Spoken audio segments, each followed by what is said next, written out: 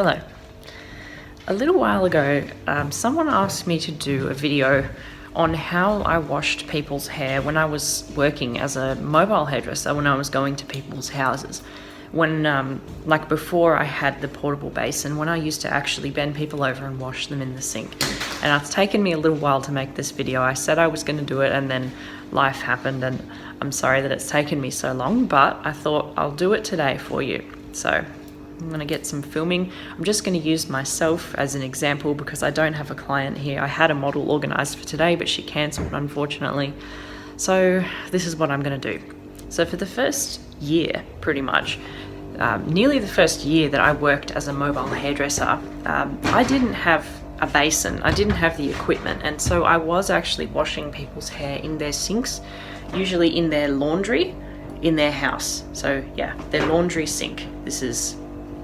And it's not as bad as you think, you know. You can still be professional, you can still do a good job, you know. You just got to be thorough. So I'm going to just run you through and show you everything that you'll need to do this properly. With me? Okay, it's a bit hard. So what you will go and buy yourself is usually from the hardware, and it will be this. So that's the hose, the front, and this is the part that attaches to the client's sink. See that? So there's a hole there. That will go over this, and this will tighten it to stop the water coming out, all right? I've modified mine a little bit because I actually have needed to use it in my basin because I don't have temperature control for when I wash out my like rainbow hair and I need cold water. So mine's the garden hose. Yours will just look like this. Okay, so now everyone has different fittings in their bathroom. Like some of them will be wide, some of them will be small. If it's just that little bit too wide and you're struggling to get it on, what I suggest you do is run the hot water over this.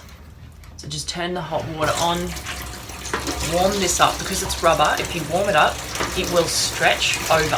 So that is a very good tip number one. I'm going to hold it under the hot water just for a few minutes until the plastic kind of softens. Not that I need to because it fits on this one, but this is just a tip for you if you're at someone's house and you're struggling.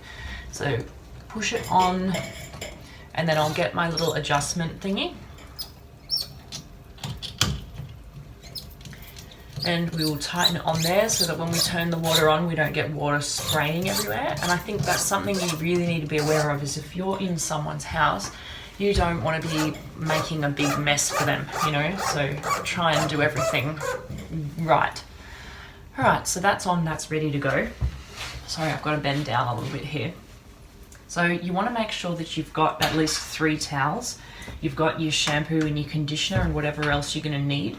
And the first thing that I'll do is, like, I'll put my client here and I'll stand over like this and wash them. I will give them a towel to cover their face, just because not a lot of people like water running in their face. So my client will go like this. I'll just show you. So, you know, I'll get them to flip their hair over like this. They'll have a towel like this, and they'll just be holding themselves like this while I wash their hair. That way, this is going to kind of stop the water running and the makeup going everywhere. You'll find a lot of the time when you've got people like this, some people kind of lose their balance, and because they're holding this like this and none of their body is holding this, they'll actually start wobbling around a little bit like this. And if you get someone that's a little bit older and they're not as good on their feet, what you can do is tell them to, like, if they're not too worried about holding the towel, just get them to hold the sink, and that will just stop them wobbling, because unless you've done it before, you'd actually be surprised how much people can wobble around, and it's a bit unsettling. So yeah, don't be afraid to tell them they can hold onto the basin if they want to.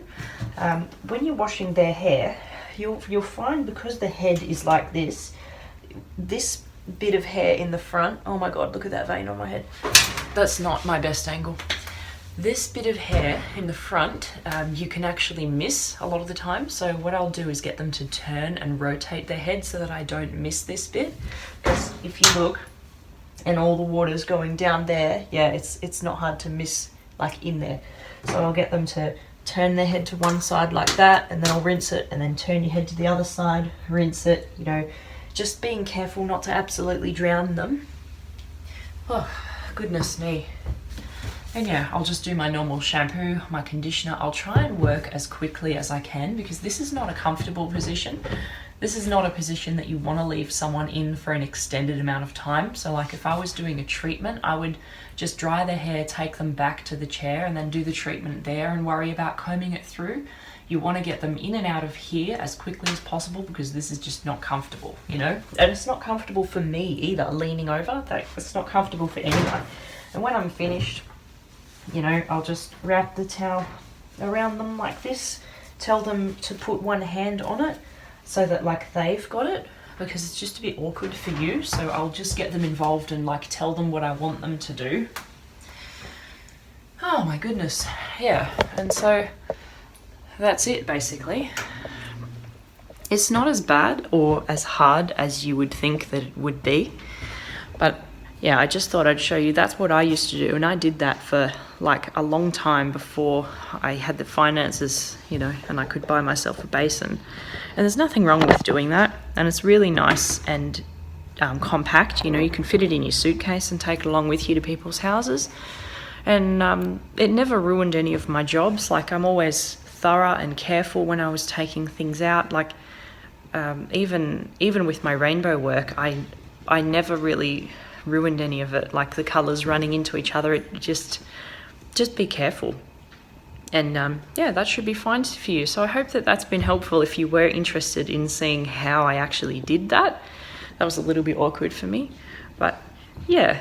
And if you do have anything else you want to know, please don't be afraid to get in contact with me and ask me, because I quite often do run out of ideas with my YouTube channel, and any help is appreciated. So thank you for that. I hope that's been helpful. Bye bye.